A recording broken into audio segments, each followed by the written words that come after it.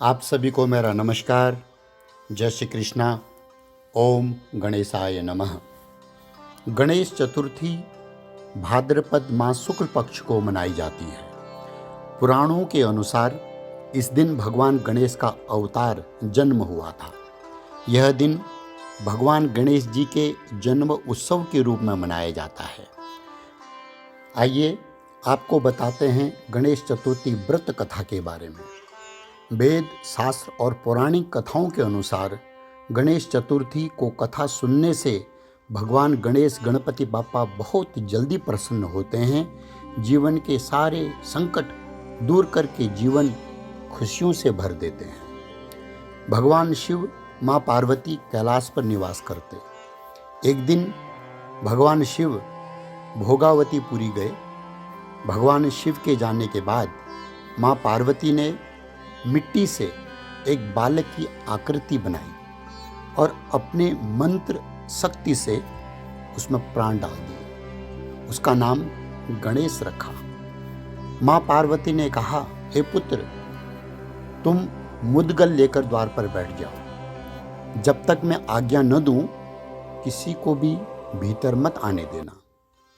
भगवान शंकर भोगावतीपुरी से वापस आए तो गणेश जी ने उन्हें द्वार पर रोक दिया, अंदर जाने नहीं दिया। गणेश जी की इस अभद्रता से नाराज होकर भगवान शिव ने गणेश जी का सिर, मस्तक अपने त्रिशूल से काट डाला और भीतर चले गए।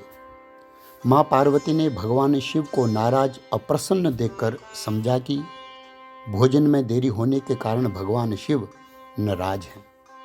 माँ पार्वती झटपट रसोई में गई और 2 थाली भोजन परोस कर ले आई। 2 पात्रों में भोजन परोसा हुआ देखकर शंकर जी ने पूछा, यह दूसरा पात्र भोजन, दूसरी थाली किसके लिए? माँ पार्वती बोली, पुत्र गणेश के लिए, जो बाहर पहरा दे रहा है। माँ पार्वती ने गणेश की उत्पत्ति के बारे में भगवान शंकर को बताया। यह सुनकर भगवान शंकर ने कहा, उसे तो मैंने मार दिया है। यह सुनकर माँ पार्वती बहुत दुखी हुई, विलाप करने लगी। माँ पार्वती गणेश को अपना पुत्र मान चुकी थी। माँ पार्वती बोली, हे नाथ, इसमें उसका क्या दोष, क्या अपराध था? मैंने ही उसे ऐसा करने की आज्ञा दी थी। हे प्रभु, आप उसे अभी जीवन दें।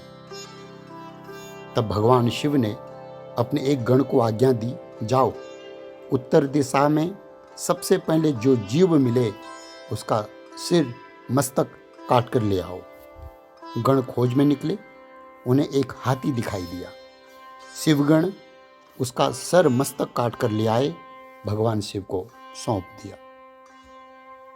भगवान शिव ने गज हाथी के उस मस्तक को बालक गणेश के धड़ पर रखकर उसे पुनर्जीवित कर दिया। माँ पार्वती खुशी से, प्रसन्नता से गजमुख बालक को अपने हृदय से लगा लिया। अपने पुत्र गणेश को पाकर बहुत खुश हुई, प्रसन्न हुई। भगवान शिव ने बालक गणेश को वरदान दिया, आशीर्वाद दिया, आज से संसार तुम्हें गणपति के नाम से जानेगा। भक्तों के विघ्न बाधाओं को दूर करने में तुम्हारा नाम सबसे ऊपर होगा।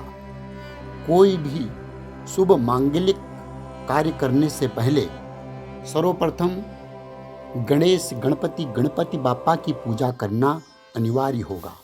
यदि कोई ऐसा नहीं करता है तो उसे उस पूजा का फल नहीं मिलेगा। भक्तों, यह घटना भाद्रपद मास शुक्ल पक्ष चतुर्थी को हुई थी।